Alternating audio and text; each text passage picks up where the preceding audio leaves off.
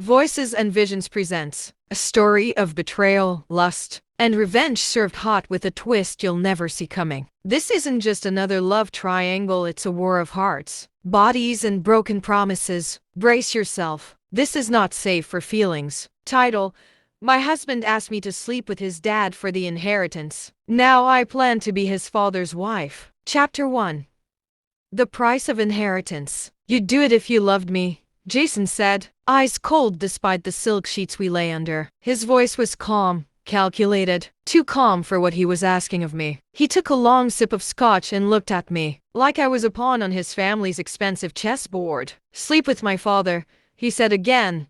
Make him fall for you. Once he updates the will, we disappear. Rich.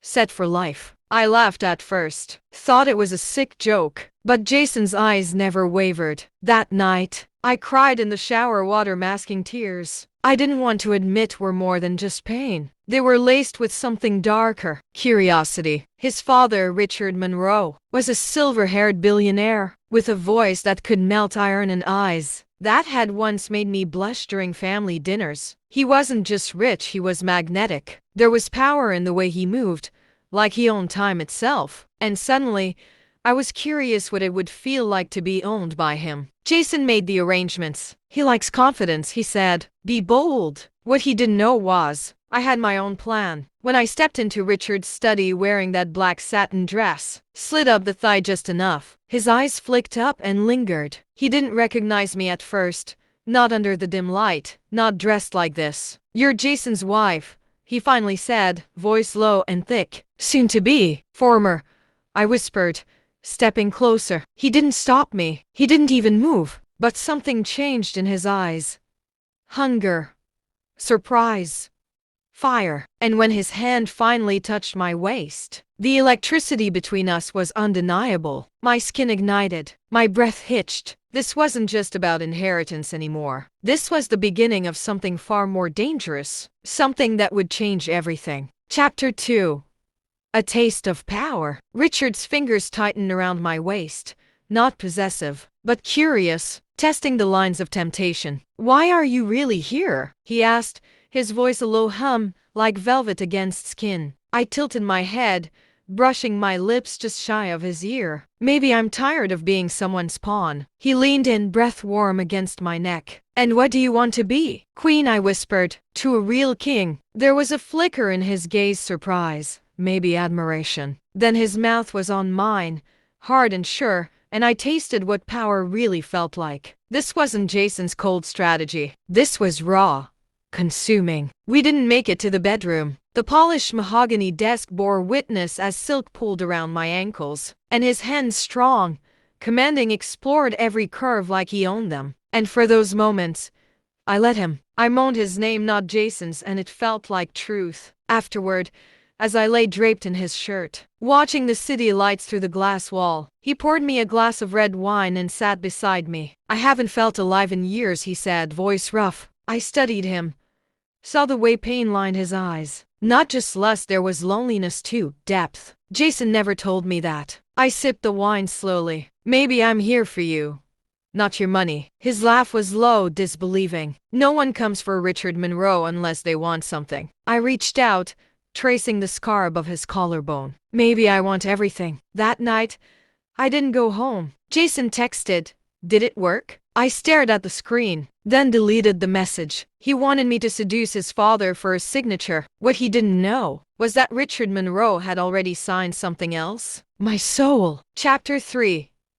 Crossing Lines. The next morning, Richard's cologne still lingered on my skin, mixing with the scent of expensive coffee and the faint bitterness of regret. I told Jason I was working late. He believed me. Why wouldn't he? After all, this was his plan. But the truth was, I wanted more than just the inheritance. That night, I met Richard again at his private club, a shadowed sanctuary where the rich and dangerous bared their souls and desires. He greeted me with a knowing smile, one that made my heart race and my skin flush. Are you sure about this? He asked, pulling me into a secluded corner. I looked into his eyes, daring him to see past the act. No, I whispered. But sometimes the best games are played on the edge. His fingers traced a slow path down my arm. You're more than Jason's wife. I swallowed hard. I'm someone you should want. The dance between us was intoxicating, each touch a promise, each glance a confession. I knew I was slipping deeper into a dangerous world, where desire and betrayal entwined. But for the first time in years, I felt alive, not just as a player, but as the queen in control of the board. Jason didn't know it yet. Chapter 4. Seduction as a weapon. Richard's touch was no longer just curious, it was deliberate, heavy with meaning. He didn't hide the way he looked at me, like I was the prize he hadn't dared claim until now. That night in his penthouse, the city lights spilling in through floor-to-ceiling windows, I saw a side of him Jason never let me glimpse. He was vulnerable, powerful, dangerous. He pulled me close, his breath hot on my neck as his fingers tangled in my hair. I don't do second chances, he murmured, voice thick. Neither do I whispered back, sliding my hand down his chest. Our bodies collided in a storm of hunger and heat, every kiss a battle, every touch a challenge. But beneath the lust was something more profound, an unspoken pact of control and surrender. Jason thought I was just a weapon for his game, but I was becoming the player. And Richard? He was no longer just a target. He was the beginning. Chapter 5. Secrets in the dark. Every secret whispered in Richard's penthouse felt like a confession. After our nights together, we didn't just share sheets, we shared pieces of ourselves, fragile and raw. One evening, as rain tapped softly against the windows, Richard's voice broke the silence. You deserve more than this, more than a contract or a game. His hand cupped my face, thumb tracing the curve of my cheek. I've been lonely, waiting for someone who sees me, not just the name or the fortune. I looked into his eyes and felt something stir, something real. But I couldn't forget Jason's cold demand, the plan that dragged me here. Is this love? I whispered. He shook his head slowly. Maybe it's something better. In that moment, I knew I was tangled in a web of lust, power, and forbidden feelings, and the lines between right and wrong began to blur. Chapter 6. The price of desire. The days grew heavier, each one a battle between what I wanted and what I had to do. Jason's messages became more insistent, his calls colder. He wanted results, signatures, guarantees. But with Richard, it was different. He didn't ask for anything except my presence, and when he touched me, it was like reclaiming pieces of myself I thought were lost. One night, after a slow dance in the dark, he pressed his forehead against mine. Why do you stay? He asked quietly. I swallowed the truth. Because I want to be more than a shadow. His lips brushed mine softly. Then let me show you. That kiss was a promise, not of contracts or inheritance, but of something raw and real. And as I looked into his eyes, I realized the dangerous path I was on. Because now, I wasn't just his son's wife. I was becoming Richard's.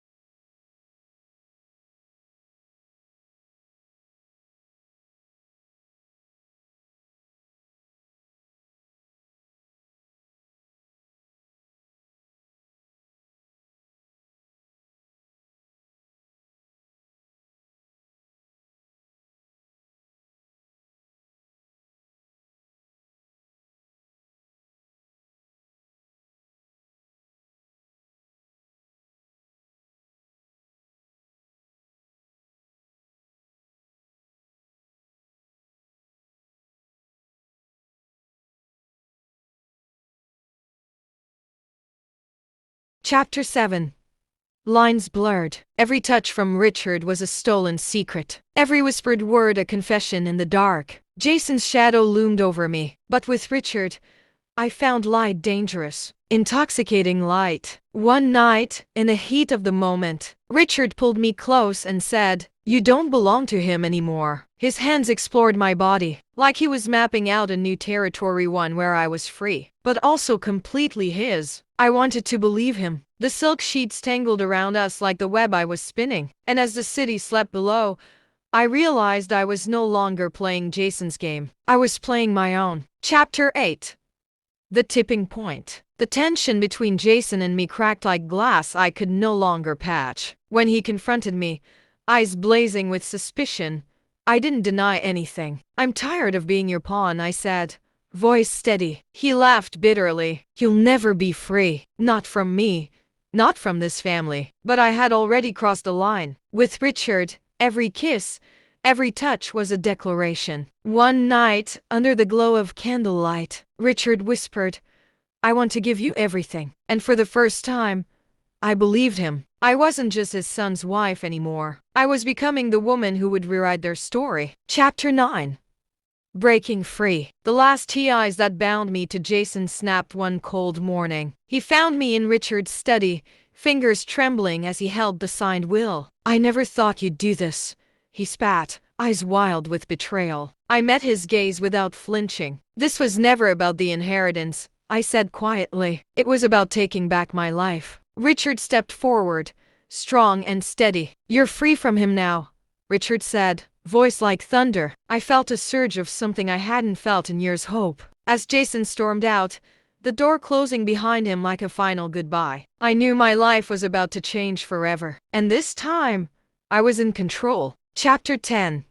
Becoming hers. The wedding was small, intimate, just Richard, me, and the fading light of a summer sunset. Jason was nowhere to be seen. His absence was a silent echo of the life I left behind. Richard's hand found mine as the vows slipped from his lips, words heavy with sincerity, promises I'd never dared to hope for. "I choose you," he said, eyes burning with something fierce and tender. I smiled, feeling a weight lift from my chest. I wasn't just his wife. I was finally free. Free from manipulation, from lies, from a marriage built on a cruel game. As I looked at Richard, I saw more than a billionaire. I saw a man who had waited just as I had to find the one who would burn down walls and build something real. The past was ashes beneath us, and from those ashes, we'd rise. In a world where love is currency and betrayal is the cost, sometimes the hardest choice is the one that frees your soul. She wasn't just a pawn or a princess, she became the queen who changed the game forever. Thank you for listening to a story of passion, power,